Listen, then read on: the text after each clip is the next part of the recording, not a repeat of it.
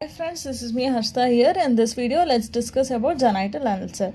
Whenever a patient approaches to you with a genital ulcer, first thing you have to know or look at is whether it is painless or painful. Once you infer whether it is painless or painful, further you have to look at the regional lymph nodes.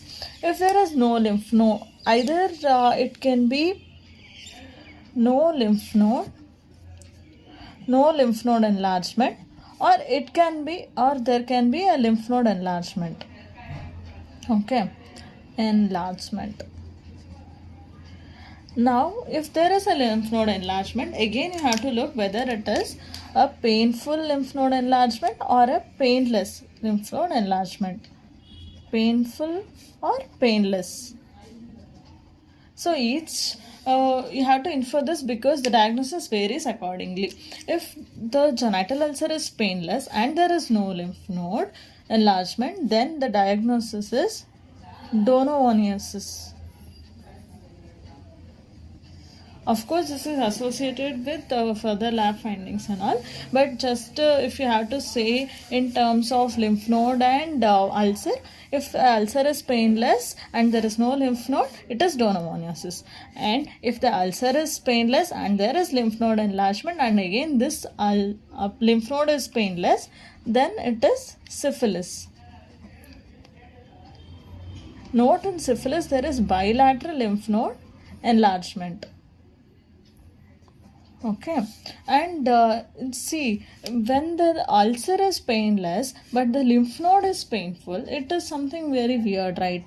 The ulcer is not painless but the lymph node is painful. Then it is LGV, lymphogranuloma venereum. The word itself has lympho, so lymphatics is affected more, so only is the lymph node enlargement and it is painful. It is LGV. Coming to the other place, that is when the ulcer is painful. When the ulcer is painful, the lymph node pakka is going to be painful, and you have to look whether it is bilateral lymph nodes or unilateral lymph nodes which is painful. If it is bilateral lymph nodes, then the diagnosis is herpes. Note, in syphilis there is bilateral lymph node enlargement and it is painless. In herpes also it is bilateral lymph node enlargement, but it is painful. And when the ulcer is painful and the lymph node is unilateral painful, then it is chancroid. Chancroid, soft chancre. Syphilis is hard chancre. So this is an overview of all the ulcers. Now let's learn a few things about each of them. Coming to the first one, that is donovoneosis. Donovoneosis is also known as granuloma inguinale. It is caused by the word granuloma inguinale. So the causative organism also has the granuloma in it. That is Klebsiella granulomatis.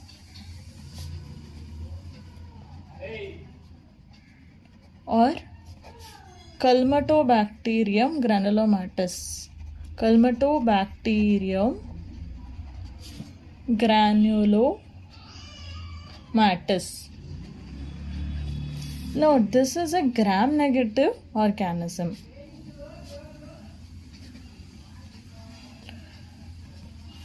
The ulcer is a beefy red ulcer. It bleeds on touch. Why it bleeds on touch is because it is highly vascular. I said in donovoneosis there is no lymph node, but there is something called pseudobubo. Pseudobubo is, that is, there is an enlargement in the inguinal region, but this is not due to a lymph node. It is due to subcutaneous granulomas. Okay, this is about donomoniosis. Next, coming to the next one, that is LGV. LGV, lymphogranuloma venereum. This is caused by Chlamydia trachomatis. In Chlamydia trachomatis, there are types L1, L2, L3. It is caused by this. And you should know the chlamydia is a gram-negative intracellular organism. Intracellular organism. And in LGV, as the name itself has, lympho, that is, it affects the lymphatics very badly. So there are peculiar findings here. That is Grusine, genital elephantiasis,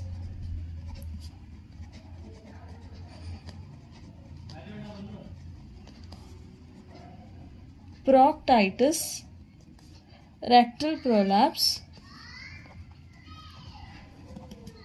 strictures, etc. What is Grusine or Grusine of Greenblatt? It is enlargement of the lymph node above and below the inguinal ligament. That is, if this is the inguinal ligament, the lymph node enlarged both above and below the inguinal ligament, giving the appearance of a groove. So this is Grusine of Greenblatt.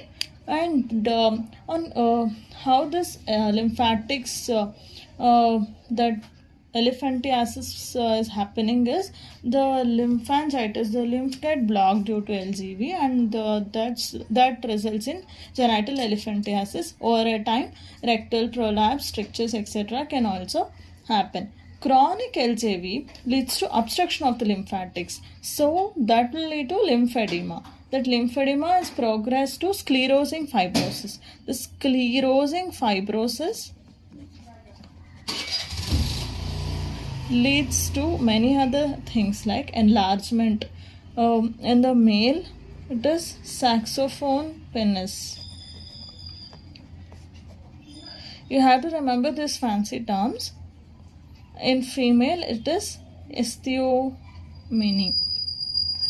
So in LGV, what we learnt is it is caused by Chlamydia trachomatis type L1, L2, L3. It is the gram-negative intracellular organism, and fancy terms like Grusine, genital elephantiasis, sclerosing fibrosis causing saxophonia penis, and osteomeny.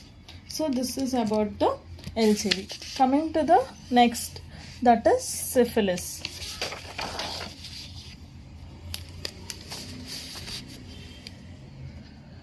Syphilis. Coming to the syphilis, you all know that syphilis is caused by Treponema pallidum. Treponema pallidum exhibits a motility known as, yes, corkscrew motility. And you should know that syphilis can be acquired or congenital, and hence the stages and the features. Coming to the primary syphilis, we have classification of the clinical features as primary syphilis, secondary syphilis, latent, and tertiary syphilis. Coming to the primary syphilis, in the primary syphilis, there will be a painless ulcer, that is the genital ulcer, plus the painless lymph node enlargement. Remember, these lymph nodes which are enlarged are known as shorty or firm lymph node. Shorty or firm. Shorty or firm.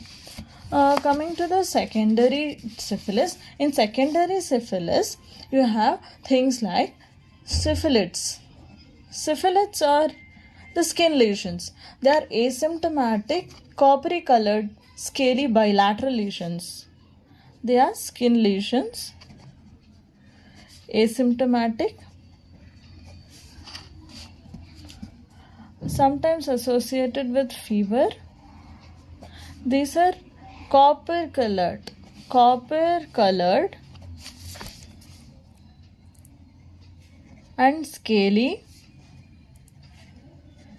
and symmetrical lesions, skin lesions over the palms and soles. And there is a one more sign called Buschke-Ollendorff sign. Buschke-Ollendorff sign is tenderness on pressure. Tenderness on pressure over the papillar lesion. This is tested by a pin. And there is generalized lymph node enlargement here. Generalized lymph node enlargement. And there is condyloma lata. Remember, this is condyloma lata. This is nothing but a wart-like lesion over the genital. Wart-like lesion on genitals. So what we learnt is in primary it is a painless ulcer on the genital plus painless lymph node enlargement. In secondary it is syphilis, Ollendorff sign, generalized lymph node enlargement, condyloma lata. So this is about the second. Coming to the latent, it is no clinical features. In tertiary, the characteristic feature is gumma. Gumma, it is a granulomatous nodule. Granulomatous nodule with central necrosis. In tertiary, there is either based on symptom, it is neurosyphilis, cardiosyphilis. Okay, coming to the congenital type. Now this is about the acquired type. Coming to the next one, that is the congenital syphilis.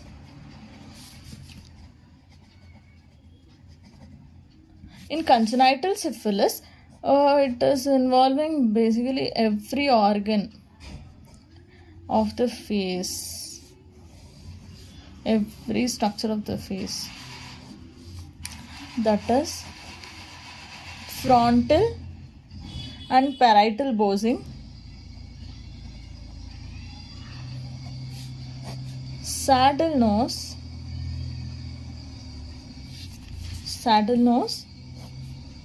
short maxilla, ruggeds.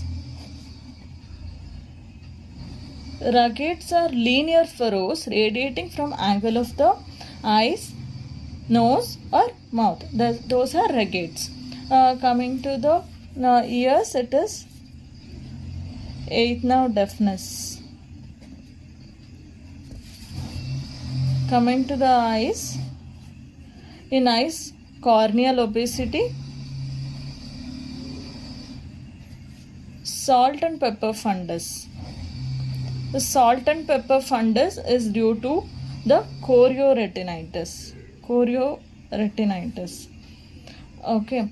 These are the few features of the congenital syphilis. And you should know in congenital syphilis something known as Hutchison's triad. In Hutchison's triad, it is nothing but the eighth nerve deafness plus interstitial keratitis plus Hutchison teeth. In the mouth, you have features of Hutchison teeth. Hutchison teeth are peg-shaped upper incisors. Hutchison teeth and mulberry molars. Mulberry molars are the dome-shaped molars and high-arched palate. So these are the features of the congenital syphilis. Now let's move to the next one, that is herpes.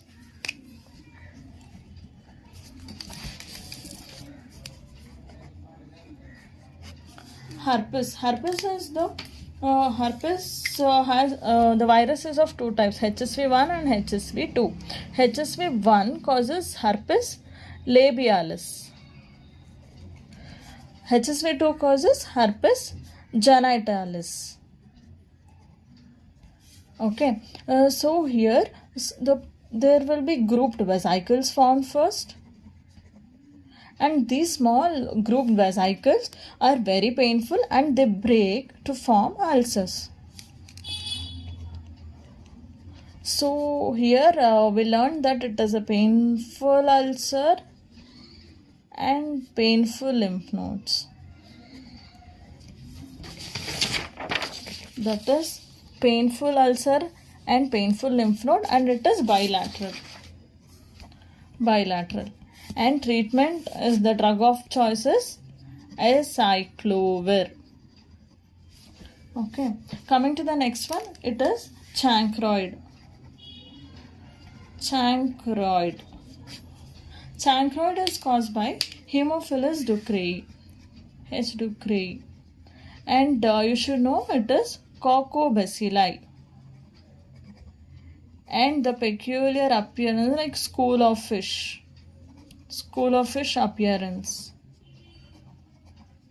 and this is also a painful ulcer, and this painful ulcer is with pus discharge. The discharge will be also more, and this is a soft ulcer, that is it is not indurated.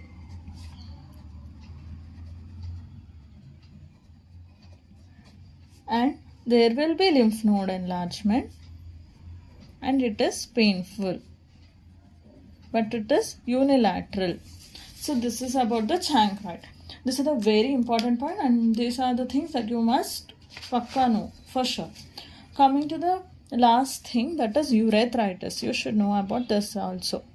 Urethritis broadly is divided into two main types, that is gonococcal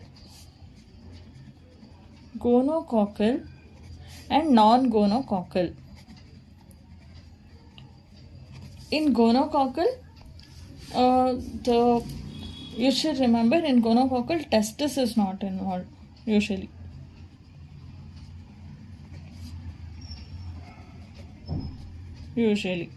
And you should know what are the non-gonococcal urethritis causes. The most common is chlamydia trachomatis. Most common. Other organisms are ureaplasma, mycoplasma, trichomonas. You should know the full name. Ureaplasma ureolyticum, Mycoplasma genitalium, Trichomona vaginalis. These are the other causes of urethritis. Coming to the last point that you should know about the lesions associated with genital area are bacterial vaginosis. Bacterial vaginosis, you diagnose bacterial vaginosis based on a criteria known as Amsel criteria. In Amsel criteria, it is fishy odor on application of 10% KOH on the slide. This is known as whiff test. Along with this, the vaginal pH will move towards the basic side. Basic vaginal pH. And clue cells will be present, and the symptoms is discharge. The patient comes with a discharge, and the pH is towards basic, and the clue cells are present, and on application of 10% KOH, it is a fishy odor. Then it is the bacterial vaginosis, and you should know few organisms which are responsible for bacterial vaginosis, like Gardnerella vaginalis, Mobiluncus, Fusobacterium, Bacteroids, Peptostreptococcus. So this is the bacterial vaginosis where the pH turns towards basic, and the organisms are Gardnerella, Mobiluncus, Fusobacterium, Bacteroids, and Peptostreptococci. Hope this video helps you. Bye bye.